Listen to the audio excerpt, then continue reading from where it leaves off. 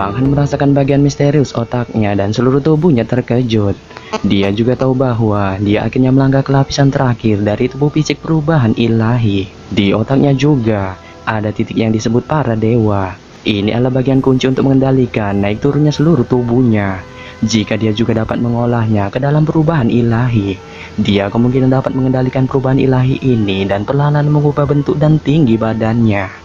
Di tengah-tengah keterkejutannya, Pang Han merasakan ilahi di hatinya. Dia juga merasa heran seberapa besar kekuatannya telah meningkat. Namun keheranan ini tidak berlangsung lama sebelum dia menggerakkan tangannya 5 kali. Segera aliran garis-garis udara terpotong oleh kekuatan tangannya, dan dari sini dia merasa bahwa kekuatannya sedikit meningkat. Setelah berkultivasi karena perubahan ilahi, tidak peduli siapa itu, kekuatan akan maju dengan cepat. Namun dengan kemajuan kekuatan ini juga, dia masih memiliki keraguan di hatinya. Ketika dia merasa ragu, Xiaolong yang ada di dalam hatinya tiba-tiba tertawa.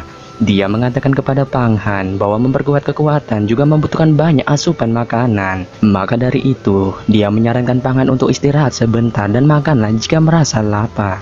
Mendengar kata yang diucapkan Xiaolong, Pang Han tiba-tiba merasa perutnya keroncongan. Dia juga merasa sangat lapar dan mengajak Xiaolong untuk pergi ke aula makan batu giok. Namun, Xiaolong menolak ajakan Pang Han untuk makan di aula makan batu giok. Karena menurutnya, makanan itu mengandung semacam unsur ramuan obat yang dapat menghambat pelatihannya ini. Maka dari itu, dia menyuruh Pang Han untuk mengkonsumsi darah Gudan dan Jing Yuanda. Mendengar kata yang diucapkan Xiaolong, Pang Han hanya bisa menggelengkan kepalanya. Dia mengeluarkan darah dan memakannya. Ketika dia memasukkan darah itu, dia segera mencernanya. Tanpa halangan, darah itu berguling ke anggota badannya dan tiba-tiba rasa lapar itu dihilangkan. Setelah melihat Pang Han selesai mengkonsumsi darah itu, Xiaolong mengatakan kepada Pang Han bahwa jika dia rajin mengkonsumsi darah itu dan meningkatkan kultivasinya, maka kekuatannya akan meningkat dan kemungkinan dia telah melewati penilaian dan menjadi murid dalam. Setelah mengucapkan kata-kata itu, Xiaolong juga bertanya kepada Pang Han, sudah berapa lama kultivasinya ini telah berlalu?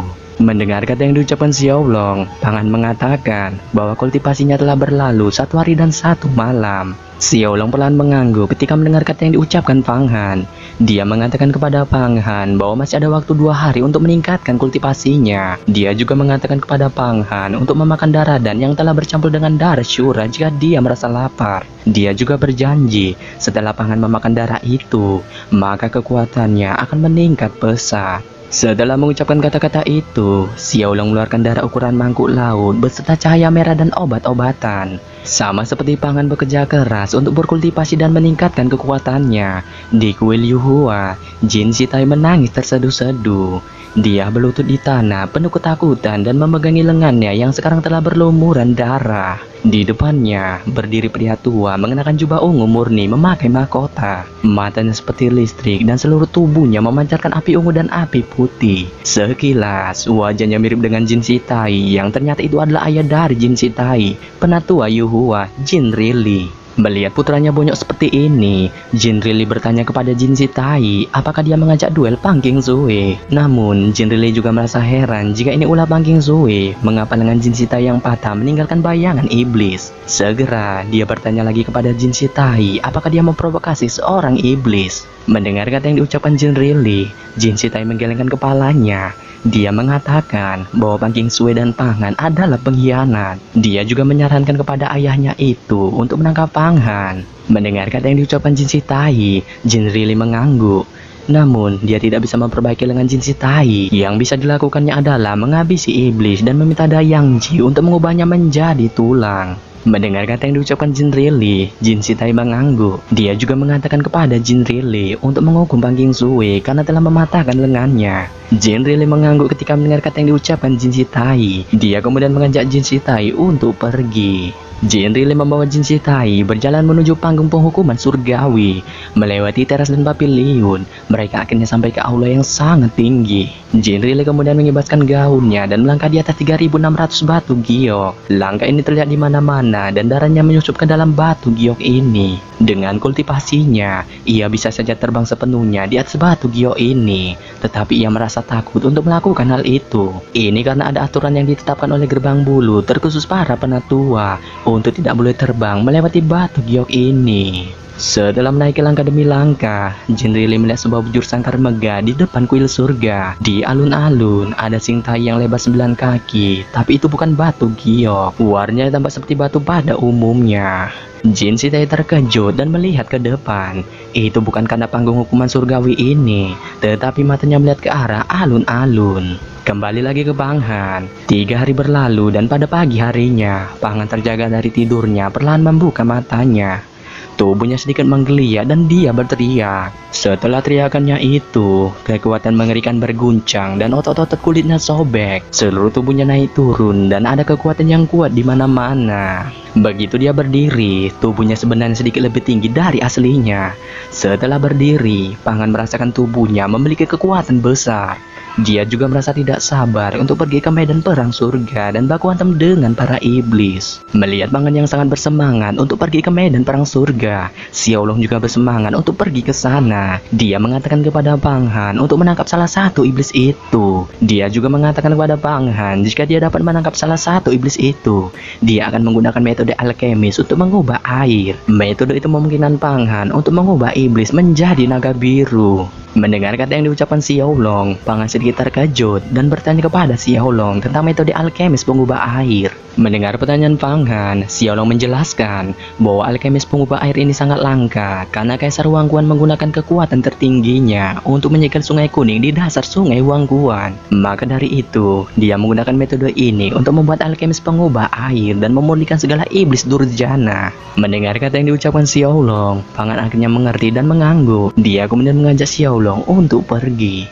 Pang Han berjalan keluar dari Wosiang Yuan dan langsung menuju ke rumah langit. Rumah langit berada di kedalaman kota Yuhua dan ditutupi dengan lapisan kabut. Rumah ini merupakan tempat di mana pintu bagian dalam dinilai dan mencapai medan perang iblis. Matahari pagi bersinar dari langit dan kabut dipantulkan ke dalamnya.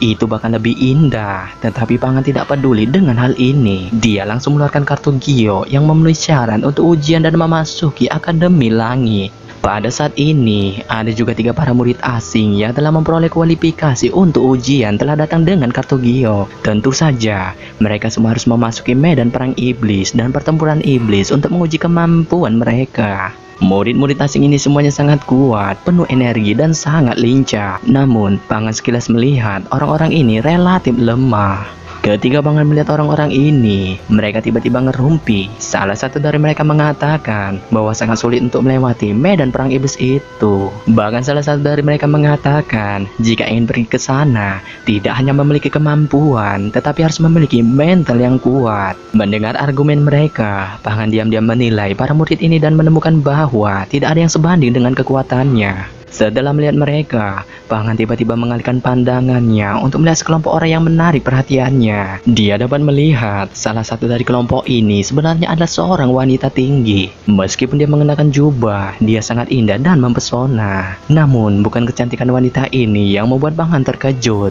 tetapi wanita ini tidak lain adalah adik Pang Qingsui, Pang Qingwei. Pang Qingwei memiliki mata yang tajam dan sangat sensitif. Dia menemukan seseorang yang menatapnya dan dengan cepat melihat ke atas untuk melihat Pang Han. Segera, dia kemudian berteriak kepada Pang Han. Mendengar teriakan cerewet Pang Qingwei, Pang Han segera mendatanginya. Dia tidak berbicara, tetapi matanya memandang ke arah Pang Qingwei dan membiarkannya untuk melihatnya dengan jelas. Pang Qingwei kemudian melambaikan tangannya dan mengatakan kepada Pang Han bahwa dia telah tahu bahwa statusnya sebagai budak telah dihapus oleh Pang Qingsui. Dia juga mengatakan kepada Pang Han agar tidak mengikuti ujian ini karena dia tidak akan mungkin bisa melewatinya. Mendengar Pang Qingwei berbicara seperti ini, pria yang berada di sampingnya bertanya tentang Pang Han. Mendengar pertanyaan pria ini, Pang Qingwei mengatakan bahwa Pang Han adalah seorang budak dari keluarganya.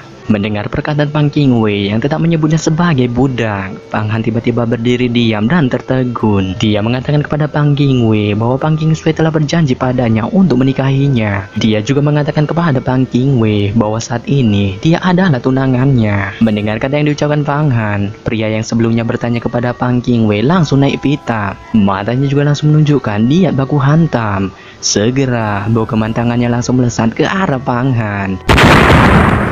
Namun, ketika Bogeman itu melesat ke arahnya, Pangan segera mengeluarkan tangan besi besar. Itu segera merobek udara dan menangkis Bogeman dari pria itu. Pria itu juga merasakan kengerian dari tangan besi Panghan. Tanpa berpikir panjang, dia menarik tangannya ke pinggangnya untuk mengeluarkan pedang yang tajam. Namun, ketika dia baru saja menarik keluar pedang itu, Panghan sudah muncul di hadapannya dan langsung memukul lengannya dan mematahkannya. Segera, pria itu terbang jauh sekali dan memuntahkan darah dari mulutnya. Yap.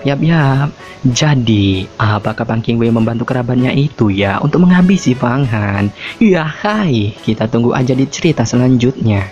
Bye-bye.